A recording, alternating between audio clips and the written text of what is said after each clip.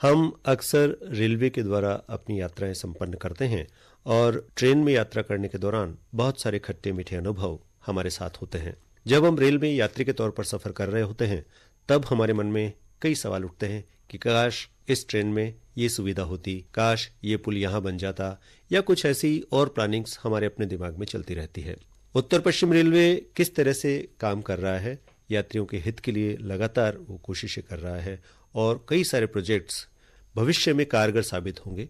इन सब बातों के लिए जानकारी देने के लिए आज हमारे स्टूडियो में उपस्थित हैं मुख्य जनसंपर्क अधिकारी उत्तर पश्चिम रेलवे कैप्टन शशि किरण। आज कैप्टन शशि किरण से हम जानेंगे कि किस तरह से रेलवे पब्लिक इंटरेस्ट के लिए काम कर रहा है, खास तौर से हमारा उत्तर पश्चिम रेलवे।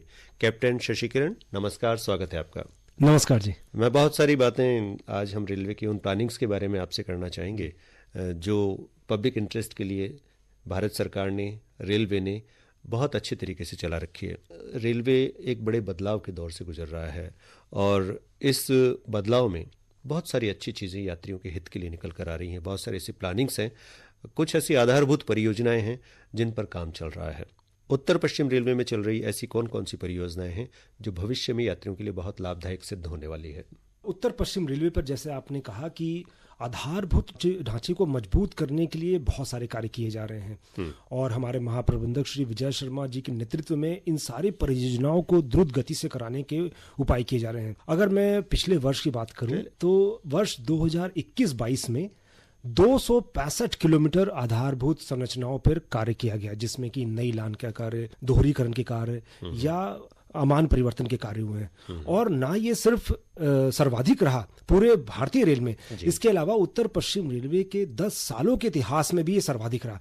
तो ये बहुत ही गर्व की बात है उत्तर पश्चिम रेलवे के लिए, सारे रेल यात्रियों के लिए। और एक राजस्थान में ये सारी जो सुविधाएं की जा रही हैं, क्योंकि ये सारी सुविधाएं जो जुड़ी हुई हैं आधारभूत ढांचे की स्थापना से जुड़ी हुई हैं, जैसे जैसे इनमें हम परिवर्तन और इसमें इम्प्रूवमेंट लाते जाएंगे, यात्रियों को और भी सुविधाओं में बढ़ोतरी मिलती रहेगी।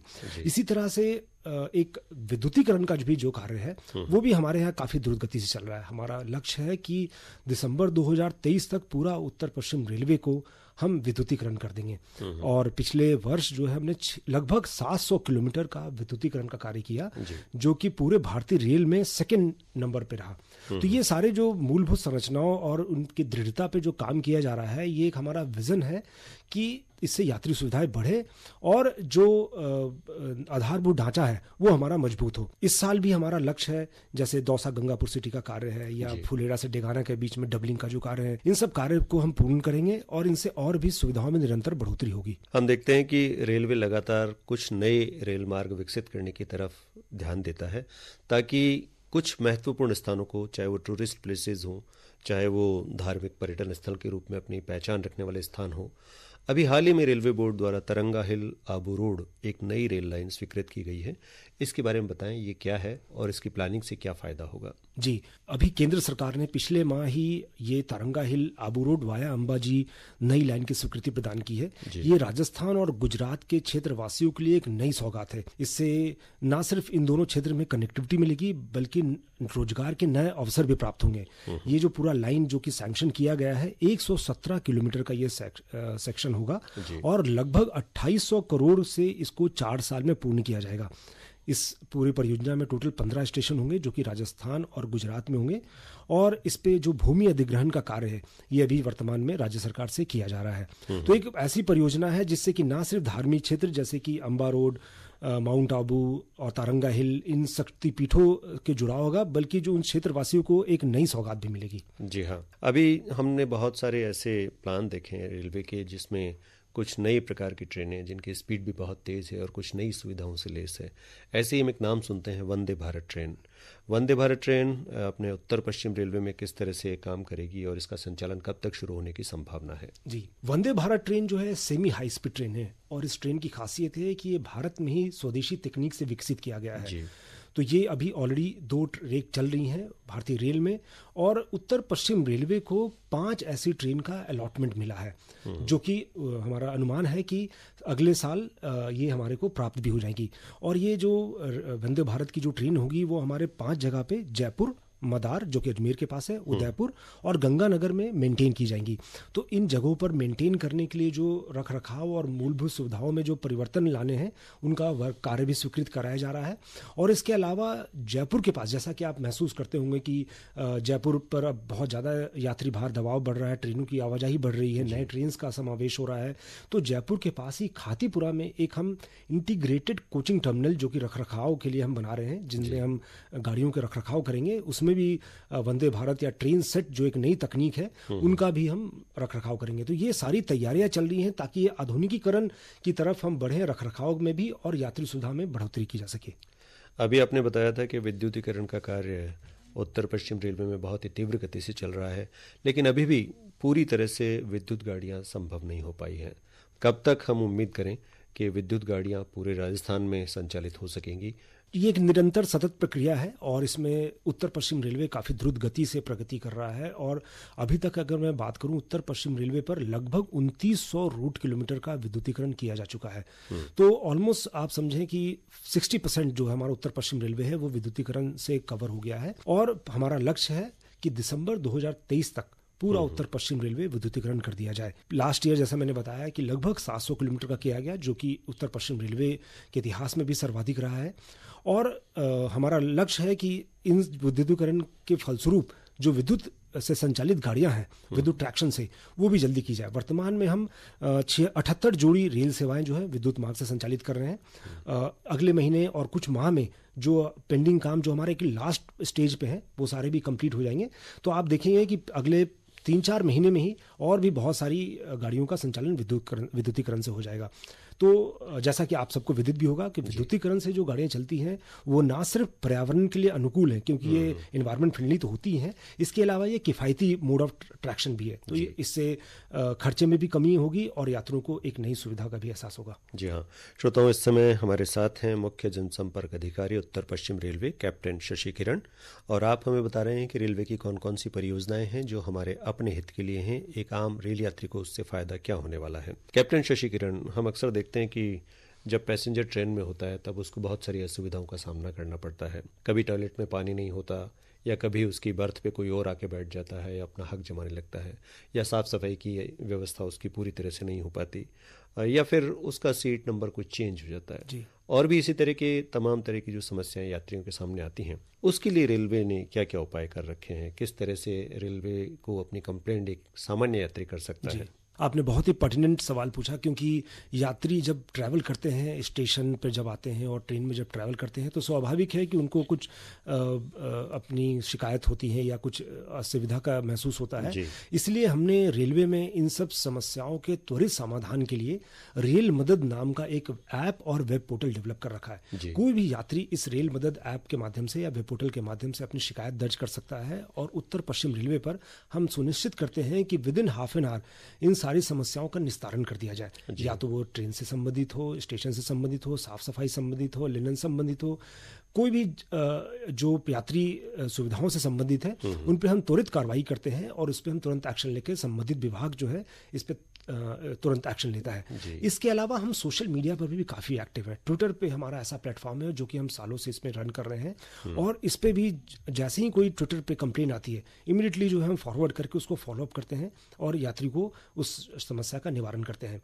इसके अलावा एक इसका और भी पहलू हम बताना चाहेंगे, जो कि हमारे सोशल मीडिया प्लेटफॉर्म पे हमारे चूंकि लाखों फॉलोअर्स हैं, हमारे कू है, ट्विटर है, इंस्टाग्राम है, फेसबुक है, इन सब पर हमारे लाखों फॉलोअर्स हैं। और हमने एक नई पहल अभी शुरू की है इन सोशल मीडिया प्लेटफॉर्म पे, जो हम एक तो हम अद्यतन जानकारी तो देते ही हैं ये रेल यात्रियों को, जो नई ट्रेन रेल सेवा शुरू होने का या नई कोच में बढ़ोतरी का या ट्रेन के एक्सटेंशन का, ये तो हम एक सामान्य जानकारी के रूप में उनको देते ही हैं। इसके अलावा हमने इन सारे सोशल मीडिया प्लेटफॉर्म पे एक रोचक तथ्यों का भी एक नई सीरीज शुरू की है। हमने एक नए हैशटैग डेवलप किए हैं, जैसे रोचक रेल, रेल ज्ञान, चख लो इंडिया, जिसमें हम रेल यात्रियों को रेलवे से संबंधित रोचक जानकारी देते हैं जिससे वो रेल से और जुड़ाव महसूस कर सकें। जैसे कि मैं एग्जाम्पल बताना चाहूँगा, चख लो इंडिया, हमने एक नया हैशटैग शुरू किया है। इसमें हम क्या करते हैं कि उस पूरे भारतीय रेल के किसी एक स्टेशन की फोटो और साथ में उस स्टेशन या उस स्थान की जो प्रसिद्ध खाने की जो वस्तु होती है, से फॉर एग्जांपल जोधपुर,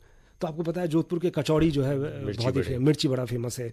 इसी तरह से जयपुर में अगर आप बात करें तो जयपुर की जो वैरायटी फेमस है, या अगर मैं बीकानेर जाऊं तो वहाँ का कुछ फेमस है, पटना जाइए तो लिट्टी चोखा फेमस है। तो इस तरह के जो एक हम रोचक जानकारी उस जगह से हम एसोसिएट करके हम करते हैं, और इसके कारण से हमारे फॉलोअर्स में लाखों में वृद्धि हुई है। तो ये हमारा एक प्रयास है जिससे कि रेल यात्री और जो रेलवे से संबंधित जो लोग हैं वो हमसे ज़्यादा जुड़ाव महसूस करें और रेल यात्रा करने के लिए प्रेरित हो। अभी आपने जो जानकारी दी है वो संभवतः एक स्टेशन एक उत्पाद ऐसे कोई योजना अभी लॉन्च की थी उत्तर पश्चिम रेलवे ने। इसके बारे में विस्तार से बताएं, वास्तव में इस योजना का फायदा क्या है और ये कैसा विचार आया कि एक स्टेशन एक उत्पाद रेलवे इस योजना को लागू करे? आपने सही कहा। अब जो लास्ट जो बजट जो केंद्रीय बजट जो पास किया गया था उसमें माननीय वित्त मंत्री महोदया ने इस वन स्टेशन वन उत्पाद की जो कॉन्सेप्ट है उसकी अवधारणा को प्रस्तुत किया था, और इसी क्रम में हमारे माननीय रेल मंत्री द्वारा इस पूरी श्रृंखला को प्रारंभ किया गया भारतीय रेल में। लक्ष्य है कि 1000 स्टेशनों पर ये तुरंत इसमें लागू किया जाएगा, और इसी क्रम में उत्तर पश्चिम रेलवे के लगभग 50 स्टेशनों पर ये एक स्टेशन एक उत्पाद के स्टॉल लगाई जा रही हैं। अभी वर्तमान में 25 स्टेशनों पर ये उत्पाद ऑलरेडी लगाए जा चुके हैं, और ये उस कॉन्सेप्ट पे लगाए जा रहे हैं कि हर स्टेशन या उस क्षेत्र की, जैसा मैंने अभी बता रहा था, उसकी एक खासियत होती है। वहाँ कोई खाद्य पदार्थ या कोई लोक कला या कोई ऐसा वुडन का हैंडीक्राफ्ट हो सकता है, कोई पेंटिंग्स हो सकती है। तो इस तरह की ऐसी चीजें जो कि इस विशेषता रखती हैं उस जगह की, उसको हम उत्पाद के माध्यम से उनका एक स्टॉल हम प्रोवाइड कर रहे हैं स्टेशन पे, ताकि क्योंकि आपको पता स्टेशनों पर यात्रियों का इतना लाखों का फुटफॉल होता है, तो जब वो यात्री आएगा और देखेगा कि उसको स्टेशन पे ये प्रोडक्ट अवेलेबल है, उसको मार्केट जाने की जरूरत नहीं, शहर का मशहूर प्रोडक्ट, तो वो बहुत ही प्रेरित होगा। और इससे हमारा जो प्रयास है कि जो छोटे उद्यमी है, जो एमएसएमई लेवल के हैं या स्मॉल स्केल इंडस्ट्री वाले हैं, उनको जो है एक बढ़ावा मिले, उनको जीवन यापन में बढ़ावा हो, उनको आजीविका में बढ़ावा हो। और ये कॉन्सेप्ट जो है हम उत्तर पश्चिम रेलवे के लगभग 50 स्टेशनों पर ऑलरेडी लागू कर रहे हैं। तो ये एक नवीन पहल की गई है, एक ऐसी नवाचार किया जा रहा है जिससे कि हम लोकल उत्पाद और लोक संस्कृति को बढ़ावा दे सकें। अभी हम देख रहे हैं कि बहुत सारी ऐसी प्लानिंग्स रेलवे की है जिसमें हम वर्ल्ड क्लास स्टेशन बनाने का प्लान कर रहे हैं, और उत्तर पश्चिम रेलवे भी विश्व स्तरीय सुविधाएं यात्रियों को देने में पीछे नहीं है।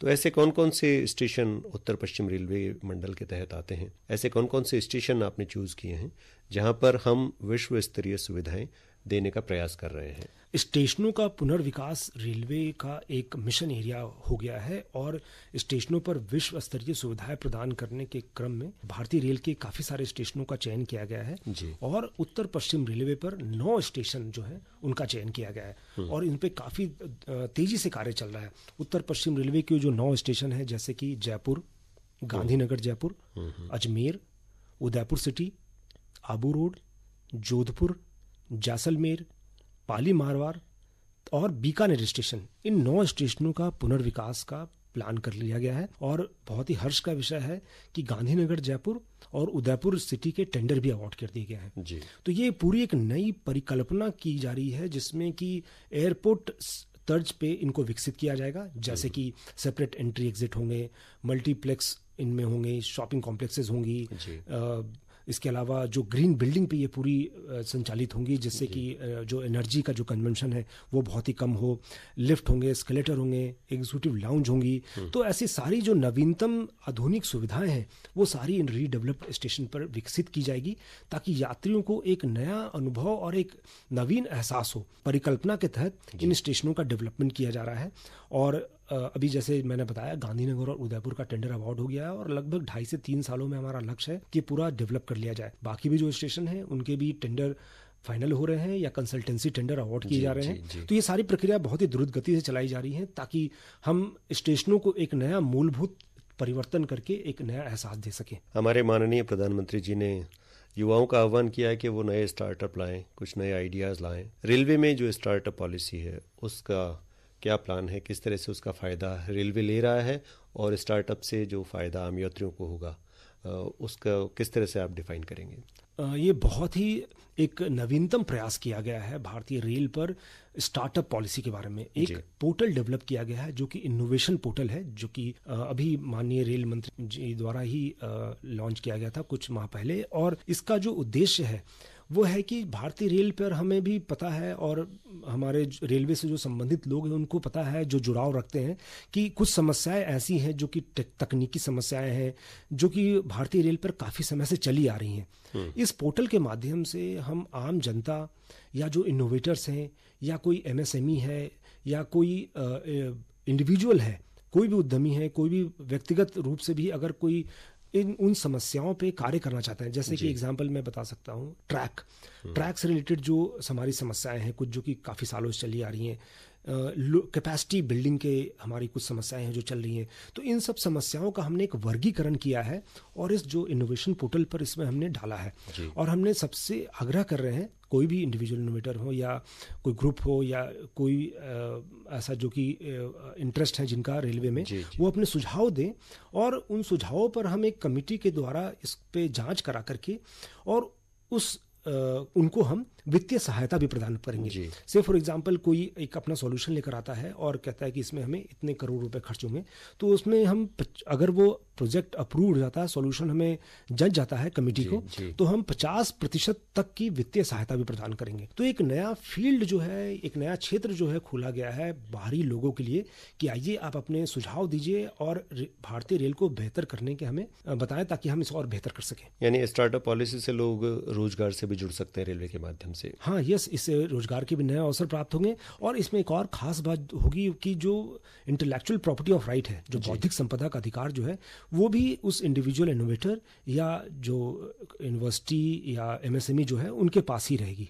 जी हाँ, अक्सर सुनते हैं ई ऑक्शन, तो रेलवे पर जो ये ई ऑक्शन है इससे क्या फ़ायदा होने वाला है ई ऑक्शन देने वालों को, रेलवे को और आम जनता को? रेलवे पे वर्तमान में जो वाणिज्य विभाग जो हमारा होता है, कमर्शियल डिपार्टमेंट, जो कि यात्री सुविधाओं से संबंधित टेंडर करता है, जैसे कि पार्किंग हो गया, पार्सल हो गया, या स्टेशन पे कियोस्क देने की सुविधा हो गई, एटीएम खोलने की सुविधा हो गई, ये सारे टेंडर अभी मैनुअल तरीके से किए जाते थे। मैनुअल तरीके का मतलब कि टेंडर खुलने के एक डेट होता था, लोग आते थे, अपने बिड देते थे और उसके बाद से इसका फाइनलाइजेशन होता था।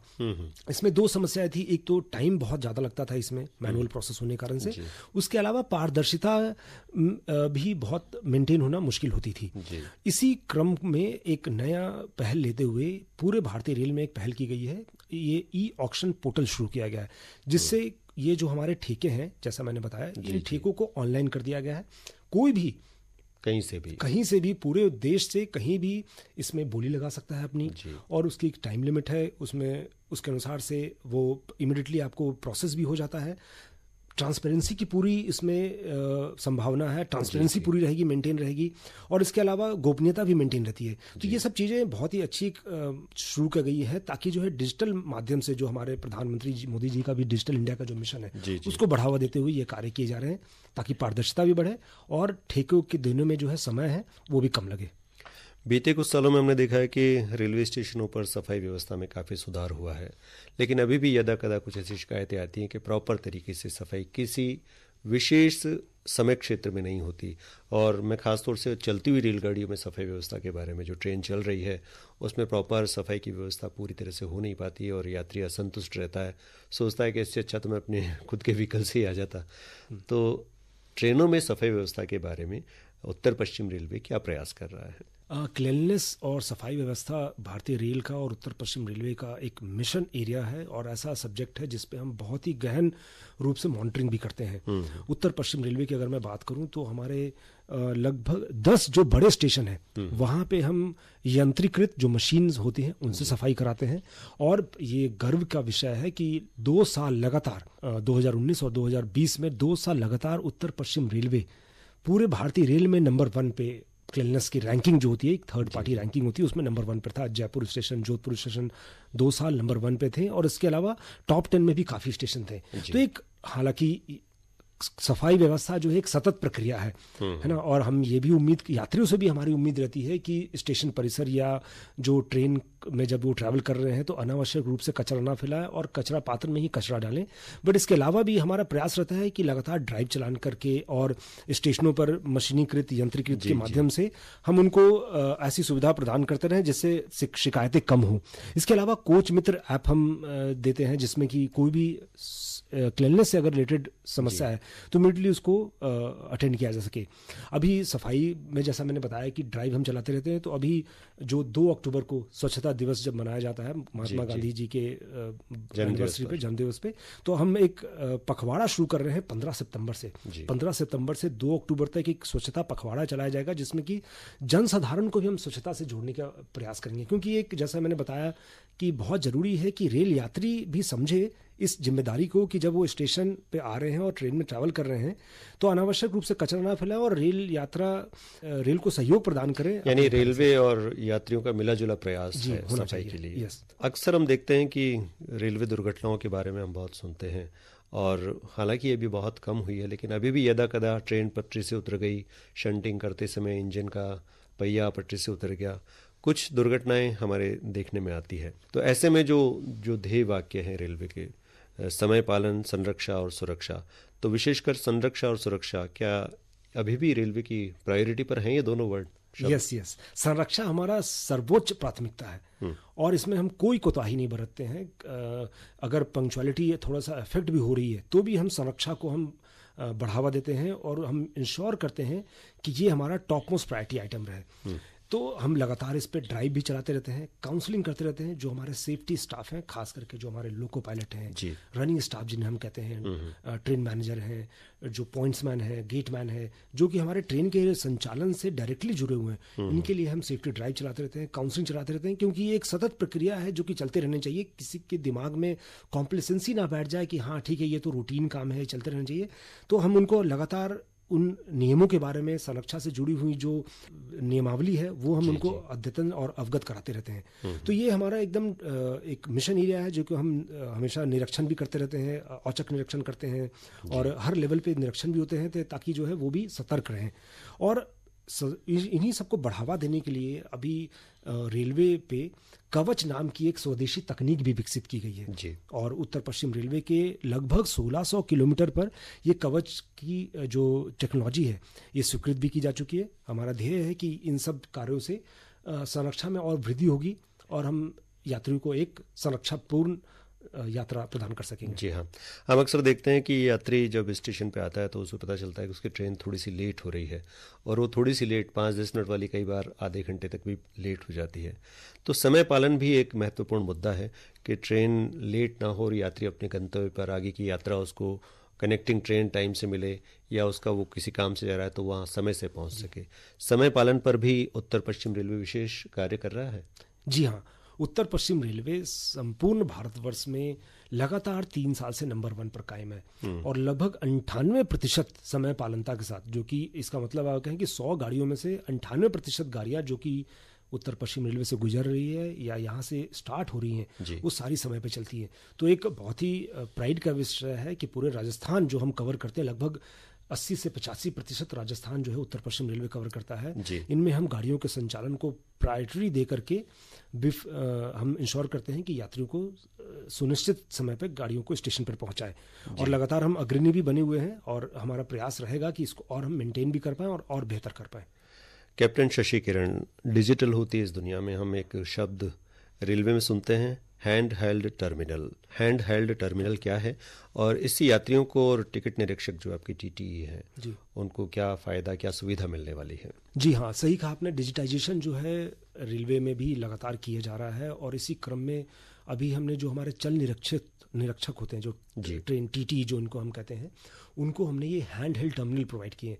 जो वर्तमान की जो व्यवस्था थी उसमें हम इनको मैनुअल चार्ट देते थे, चार्ट जो कि प्रिंट होता था इनके पास आता था और ये मैनुअली, आपने भी महसूस किया होगा ट्रेन में जब आप ट्रैवल तो आता है, मैनुअली टिक करते हैं कौन सा टर्न अप हुआ नहीं हुआ या वो।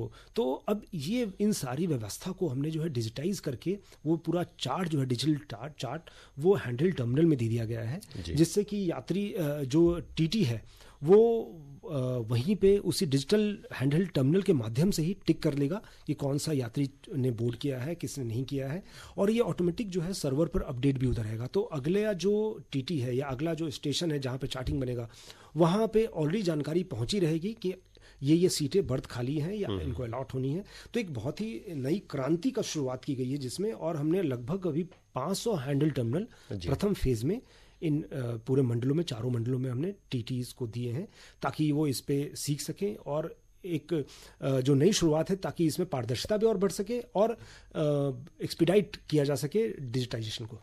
यानी जो वेटिंग टिकट वाले हैं उनका टिकट कंफर्म होने की ज़्यादा संभावना है इस व्यवस्था के माध्यम से। जी हाँ। कैप्टन शशि किरण, हम देखते हैं कि रेलवे का और फिल्मों का काफ़ी पुराना संबंध है और फिल्मों में रेलवे की खूबसूरती को, रेलवे स्टेशनों को बहुत ही शानदार तरीके से दिखाया गया है।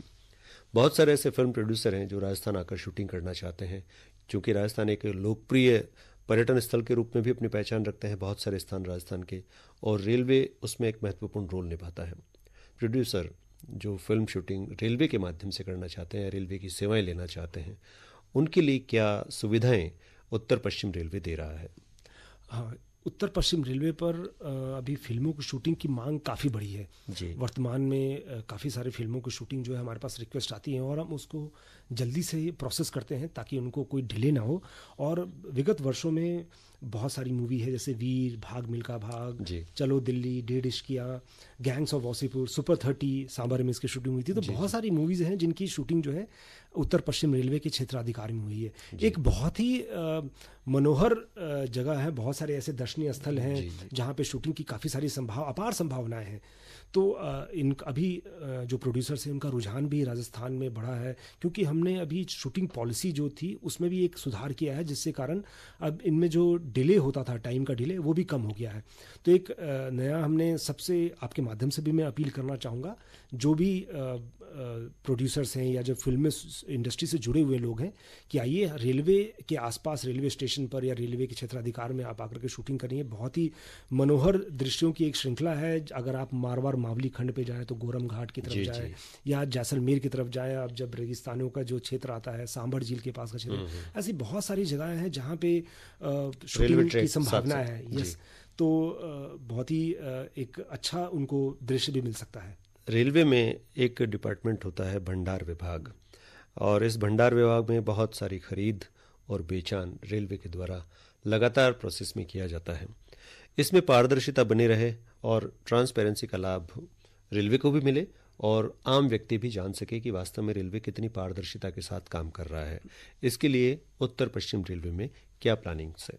जी, उत्तर पश्चिम रेलवे पर भारतीय रेल की तरह जो है Indian railway e procurement system लागू किया गया है, जिसके माध्यम से सारी जो अगर आपने जैसे कहा ऑक्शन का काम, जो कि हम स्क्रैप बेचने का जो कार्य करते हैं रेलवे में, या भंडार की खरीद का कार्य, जैसे कि हम स्टोर से मटेरियल खरीदते हैं विभिन्न विभागों के लिए, ये सारे काम अब जो है डिजिटल माध्यम Indian railway e procurement system जो है इसके माध्यम से किए जा रहे हैं। तो इससे पूरे पारदर्शी प्रक्रिया है, तुरंत त्वरित कार्रवाई होती है और सारे टेंडरों का निस्तारण समयबद्ध अवधि में किया जाता है। इसके अलावा हमने एक नया वेंडर अप्रूवल मॉडल भी, एक UVM, ये भी हमने शुरू किया है। इसमें जो जैसे आपको विगत होगा कि अलग अलग वेंडर्स जो होते हैं, जो हमें सप्लाई करते हैं सामग्री की, इनको अलग अलग जगह पे जाकर के और रजिस्टर करना पड़ता था। जैसे सपोज आपको रेल कोच फैक्ट्री के कोई प्रोडक्ट सप्लाई करना है तो वहाँ आपको अलग अप्रूवल लेना पड़ता था, मॉडर्न कोच फैक्ट्री के लिए आपको अलग अप्रूवल लेना पड़ता था। तो अब भारतीय रेल में एक नई प्रक्रिया के तहत एक यूनिफाइड पोर्टल बना दिया गया है, जिससे कोई भी वेंडर उसी पोर्टल के माध्यम से कहीं भी अपना अप्रूवल रजिस्ट्रेशन करा सकता है, और साथ ही साथ इससे पारदर्शिता भी बढ़ेगी। कैप्टन शशि किरण, समय का थोड़ा सा पाबंदी है, कुछ अभाव है, लेकिन चलते चलते एक प्रश्न हम जरूर पूछना चाहेंगे कि जयपुर रेलवे जंक्शन पर लाखों यात्री डेली दैनिक यात्री के रूप में आते हैं और उनका फुटफॉल बहुत ज़्यादा होता है। तो ऐसे में जयपुर अजमेर के बीच में जैसे एक डेमो ट्रेन चल रही है जिसका काफ़ी फ़ायदा दैनिक यात्रियों को मिलता है। जयपुर अलवर के बीच में भी एक ट्रेन है, तो वहाँ पर भी काफ़ी सारे साधन हैं। जयपुर से सवाई माधोपुर के बीच में क्या हम कोई डेमो ट्रेन को प्लान कर रहे हैं, या इसकी कितनी संभावना है ताकि आम यात्रियों को जो रोजाना यात्रा करते हैं अप डाउन, उनको फ़ायदा मिल सके?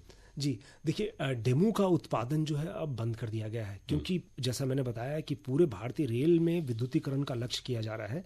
तो अब जो नई टेक्नोलॉजी है वो है मेमू, जिसको हम main line electrical multiple unit कहते हैं। तो डेमो की तर्ज पे होती है, जिसमें कि इंजन की जरूरत आवश्यकता नहीं होती है और ये विद्युत से चलती है।